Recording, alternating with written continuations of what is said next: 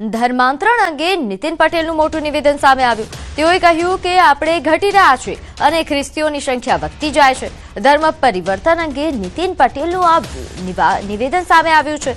કડીની બુડાસણ ખાતે આવેલ પંડિત દીનદયાળ ઉપાધ્યાય સંકુલમાં એક સાધારણ સભા યોજાઈ હતી, જેમાં તેમણે આ નિવેદન આપ્યું। તેઓએ કહ્યું કે 30 થી 40 વર્ષથી આપણે ઘટતા જઈએ છીએ અને આપણામાં વિભાજન થતું જાય છે।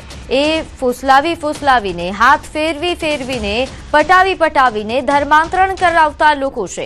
હિન્દુ ધર્મ ઉપર આપણે વર્ચસ્વ જમાવવું, આ વર્ચસ્વ જમાવવા ખ્રિસ્તીય મિશનરી બહુ જ ચાલાકીથી ધર્મ પરિવર્તનનું કામ કરે છે।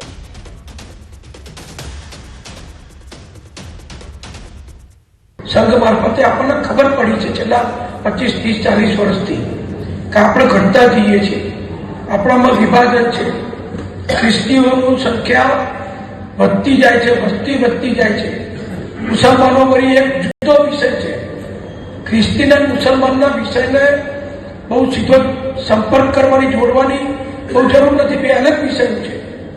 એક આતંકવાદીઓનો પક્ષધર છે, દેશદ્રોહીઓનો પક્ષધર છે, હિંસક લોકોનો પક્ષધર છે, અને એક ફોસલાઈ હાથ ફેરવી પટાઈ અને ધર્માંતર કરાવનારા લોકો છે।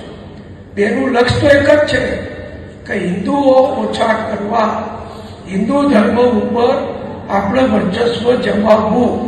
આ વર્ચસ્વ જમાવવા ક્રિશ્ચિયન મિશનરી એ બહુ સિફતપૂર્વક, બહુ સલુકાઈથી એ ધર્મ પરિવર્તનનું કામ કરે છે।